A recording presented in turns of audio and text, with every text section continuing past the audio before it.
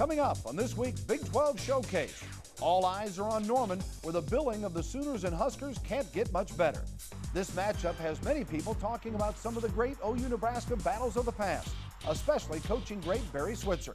People ask me about what Nebraska game stands out more in my mind. It's not the fact that we had a great run against Nebraska and we won, we were 12-5, but against them in my 16 years, it was the one we lost stands out the most. Big 12 soccer heads for the end of its regular season, and the football action is at a mid-season frenzy. We cover the Big 12 from top to bottom and beat the drum of the Oklahoma-Nebraska showdown right now on Big 12 Showcase.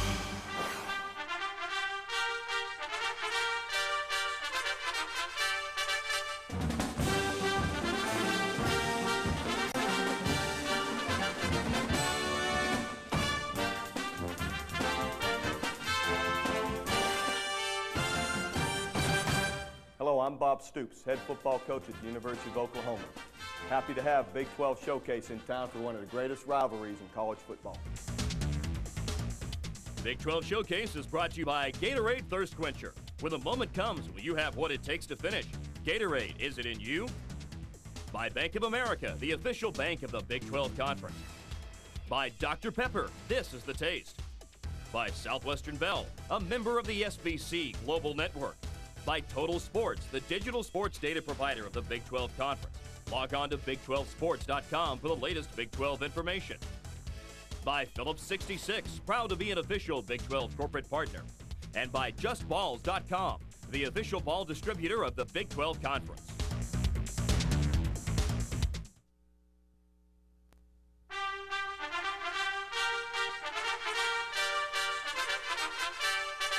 This segment is brought to you by Dr. Pepper and Big 12 Football, a winning combination. Dr. Pepper is proud to be the title sponsor of the Big 12 Football Championship game in Kansas City on December 2nd. Welcome to the University of Oklahoma in Norman. The Big 12 Showcase schedule makers knew what they were doing back in July when setting up visits to every campus in the league for a special football weekend. You can't ask for anything better than #1 ranked Nebraska to take on #3 rated Oklahoma this weekend here in Norman. Welcome to Big 12 Showcase, everyone. I'm your host, Bill Land, and what a setup we have here at Owen Field. Of course, the Huskers coming off a huge win, a blowout over Baylor last weekend. Meanwhile, Oklahoma was idle preparing for the big one against Nebraska this weekend, and 5 inches of rain earlier in the week certainly have helped brighten up the field here at OU. We'll get to more on that game in just a moment, but first of all, let's take a look at the week that was with conference cuts. Here's Keith Fletcher. The Big 12 has taken a step up in the name game, already with OU's Rocky Kalmus. Now K-State's fullback Rock Cartwright is making a crafty name for himself. And among the 118 Nebraska players who saw playing time against Baylor, one of them was junior lightning bolt I-back Thunder Collins. Heck, sometimes football can be a language all its own. Sometimes, of course, some things are better left unsaid. Big hits speak for themselves, and there were plenty to go around last Saturday as Texas' Roy Williams found out, as did Travis Oaks and Cliff Kingsbury. Big 12 special teams have been practicing their big hits on punt blocks, as there were more than just a few in the week past. It becomes a necessity with returners like Roman Hollowell of Colorado, who have the potential to score 6 on any given return. Kind of like David Allen of K-State, still in need of one more touchdown return to break the three-way tie and take sole possession of the NCAA's all-time punt return for touchdown record. And he came oh so close to number 7 against Texas Tech. Texas was relieving its offensive touchdown duty as Roderick Babers did it the hard way on the interception return, while teammate Marcus Tubbs did it the easy way. Not every defensive player makes the end zone and thus doesn't make too many highlight reels, except ours, as we check out some of the great calls of great defensive plays from last week. And he is going to be tough for a safety. The snap back to him, looks, quarterback draw, and the black shirts stop it cold. Kingsbury in the shotgun, takes a snap, holds it, looks, now floating to the outside, now coming back to the inside, gets grabbed and dropped by Monty Beisel. A sack at the 21-yard line. It is a loss of 20 on the play. Out of the shotgun, Outlaw getting some pressure. He is sacked back inside the 25-yard line. Second down, 4 for Nebraska. Option near side. Crouch this time, back for a loss. Caught outside the 15 by McKinley Bowie. Blitz coming, pass away. Hollowell catches it, but he took a lick.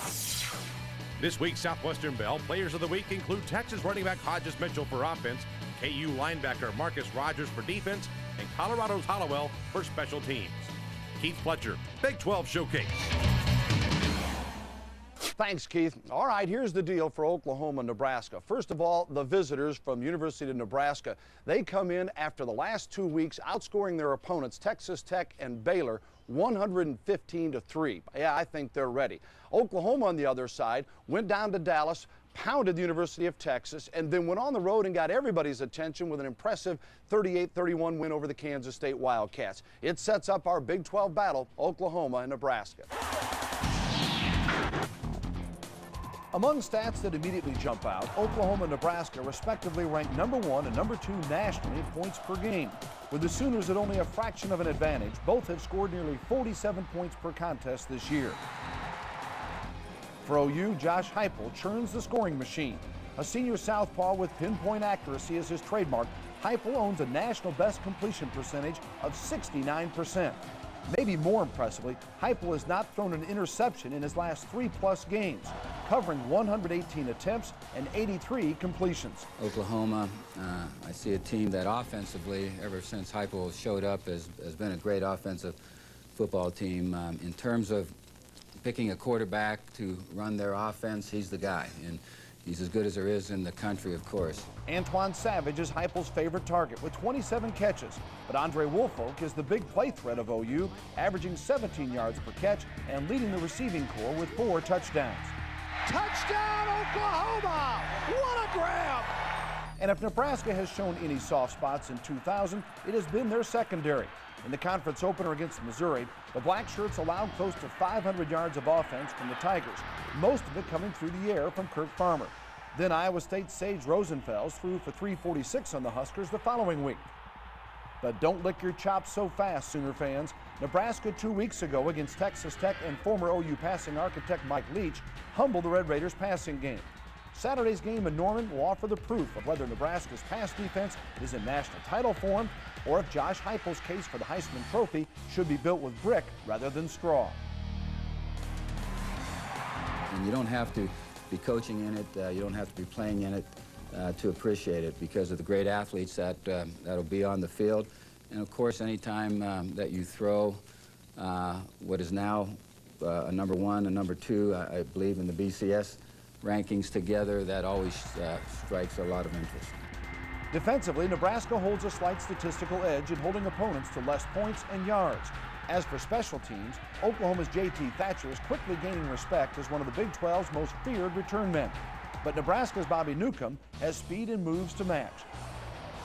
Here's the defensive keys to the game. Oklahoma's defense must avoid the hypnotic deterioration by Nebraska's running game. So look for Oklahoma's Rocky Kalmus to be relied on heavily to stop Nebraska's run up the middle, forcing the Huskers to spread the field and throw. As for Nebraska, look for defensive end Kyle Vanden Bosch to apply as much pressure to Heupel as possible, forcing the OU lefty to make quick decisions and hopefully a mistake. If Saturday's matchup doesn't get you excited enough, just think it could be the first of 2 meetings between these 2 longtime rivals. Yes, they could meet again at the Big 12 Championship game December 2nd in Kansas City. Stay with us. When we come back, we'll visit with the head coach of the Sooners. Up next, Sooners coach Bob Stoops discusses this week's battle with Nebraska. They're an excellent football team. I think defensively we've got to be able to play smart and understand their formations, tendencies, and tackle well.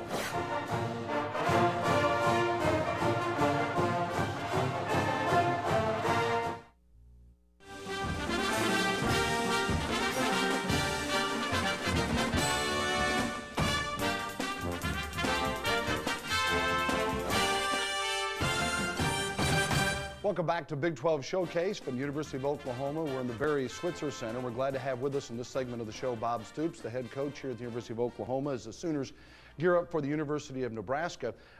First of all, Bob, tell me a little bit about the week off that you had after the huge victories that you're coming off of. And good or bad in the sense that also gave people a chance to kind of whip this place into even a bigger frenzy? That's okay, but for us, it can only help. We had extra practices getting ready for Nebraska, get a chance to get more familiar with what they're doing offensively, defensively, special teams, and watch a lot more tape. So as well as get our legs back and feeling strong coming into this game. So we feel great about it. I know that Josh Heupel is finally starting to get a lot of the credit, and you have put some of that on him. If you look out to people around the country, though, outside of the Big 12 area that really haven't seen Josh Heupel from day one here, what would you tell them if they're mulling over a Heisman vote on what this guy has meant to your program?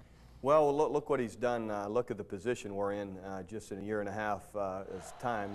And look at what he's done in our conference play. Look at what he's done this season in just Big 12 football games. I think he's 70 of 107 for 995 yards, 6 touchdowns, no interceptions.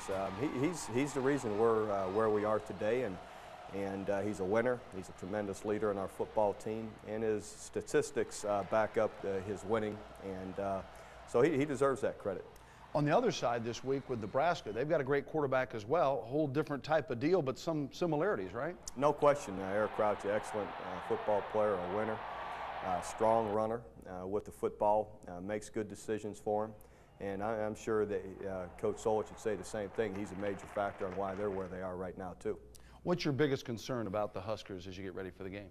Well, I think there's a number of them. They're an excellent football team. I think defensively we've got to be able to play smart and understand their formations, tendencies, and tackle well. They're a physical football team. We've got to be able to tackle well. And then offensively, we've got to take care of the football, and we've got to be able to protect the quarterback. And if we do those things and continue to play well special teams-wise, we feel good about it.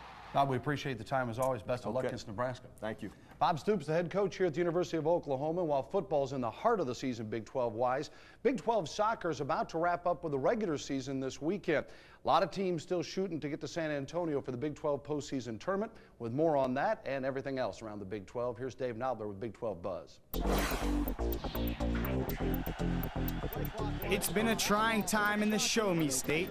Missouri's 46-12 loss at the hands of Texas added more questions to the job security of Missouri head coach Larry Smith.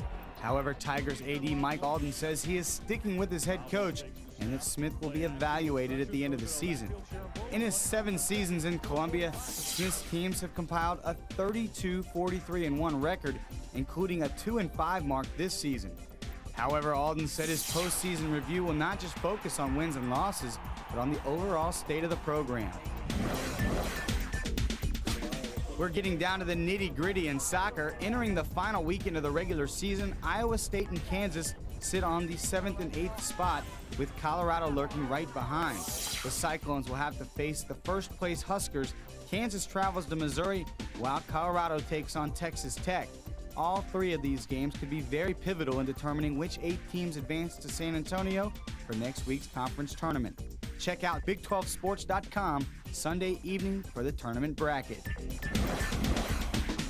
Colorado will have the home field advantage in Saturday's conference cross-country championships. Not like they needed any more help. The Buffalo men come into the meet ranked 2nd in the nation. The closest competition could come from Oklahoma State, who is number 17. Nebraska and Texas also cracked the top 40.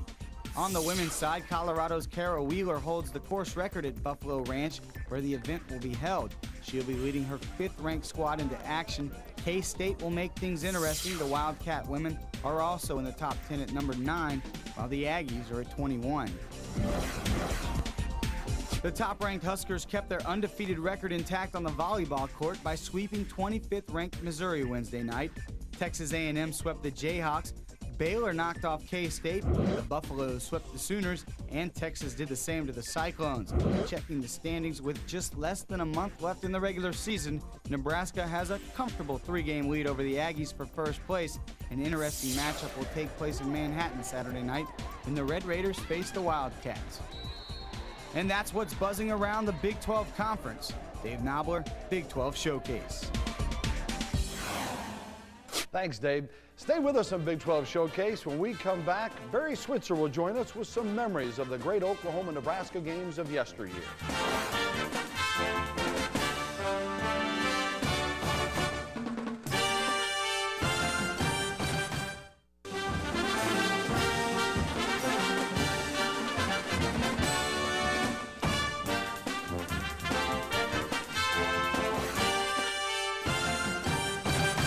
Welcome back to Big 12 Showcase from the campus of the University of Oklahoma in Norman. A quiet scene right now, but come Saturday, it will be rocking a short distance away at Owen Field as the Sooners take on the nation's #1 ranked Nebraska Cornhuskers.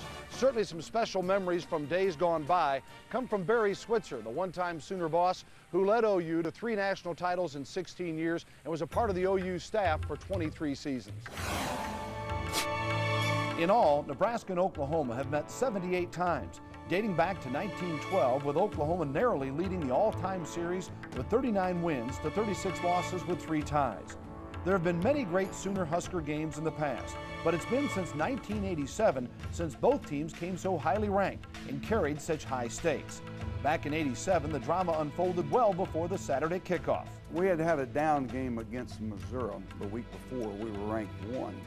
We were undefeated, and we had lost Jamel Holloway. See, we lost our starting quarterback, who had been our starter for 3 years, and we started a freshman, Charles Thompson.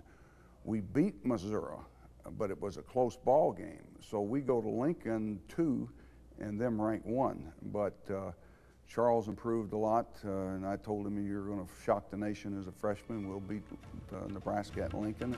Nebraska I-back Keith Jones led off the scoring with a 7-yard touchdown run. Then the Sooners defense kicked into gear and froze a Huskers offense that had been averaging well over 500 yards per game.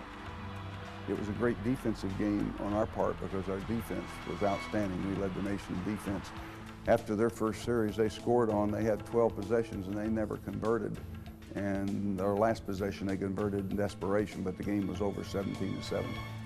Rankings and national stature elevated the '87 game to the rare status as one of college football's classic contests of all time. But for those close to the game, like Switzer, it's not even the most memorable Oklahoma-Nebraska game.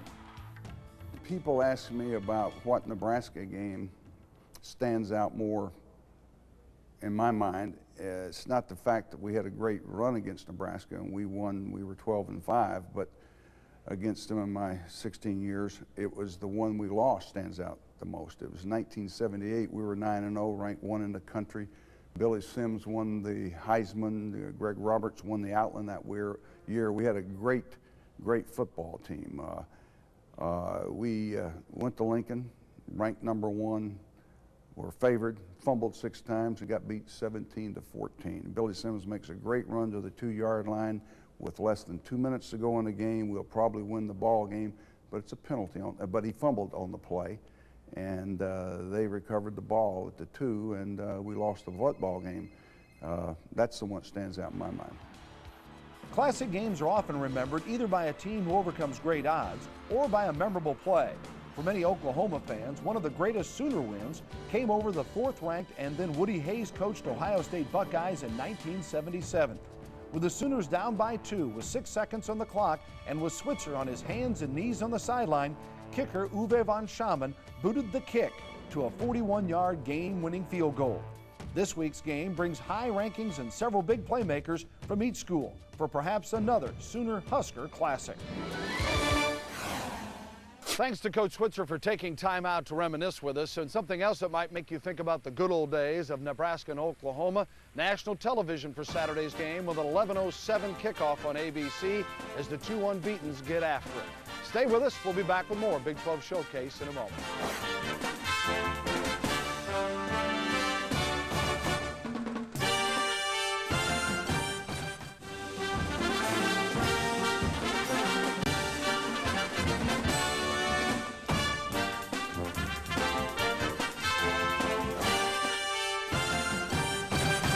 Welcome back to Big 12 Showcase from the University of Oklahoma. We're high atop Memorial Stadium where Oklahoma and Nebraska get ready to kick off on Saturday.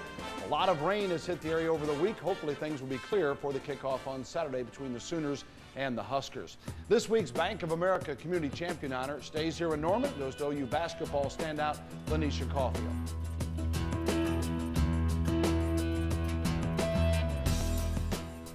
We helped put up siding on a house, so I learned how to put up siding.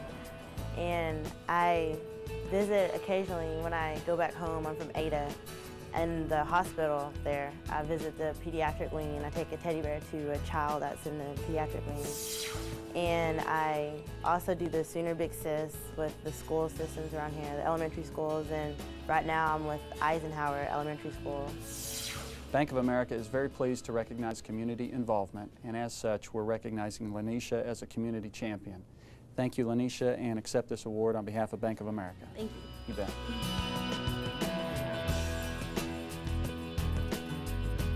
Congratulations once again to this week's Bank of America Community Champion, Lanisha Caulfield, here at the University of Oklahoma. Well, to stay up to date on sports news, you need to check out the Fox Sports website at foxsports.com. And more specifically, if you want to stay in the tune as to what's going on Big 12-wise, go to the Big 12 website at big12sports.com. Not only up-to-minute information on your favorite school, but also this weekend particularly, you'll get the latest results from the Big 12 cross-country championships going on at the University of Colorado on Saturday morning, as well as the pairings for the Big 12 soccer tournament. That'll all be set up on Sunday as well. Remember again, the place to be is big12sports.com, and it is powered by Total Sports. That does it for this week's edition of Big 12 Showcase from here at Oklahoma. Next week we go north. We'll visit with the head coach of the Wildcats of Kansas State, Bill Snyder, as we check out K-State preparing for Iowa State. So long from Oklahoma. Big 12 Showcase has been brought to you by Gatorade Thirst Quencher. No matter how hard you push, you still need something in you to finish. Gatorade, is it in you? By Bank of America, proud sponsor of the Community Champion Program, honoring deserving student athletes. By Dr. Pepper, this is the taste. By Southwestern Bell, a member of the SBC Global Network. By Total Sports, the digital sports data provider of the Big 12 Conference. Log on to big12sports.com for the latest Big 12 information. By Phillips 66, proud to be an official Big 12 corporate partner. And by justballs.com, the official ball distributor of the Big 12 Conference.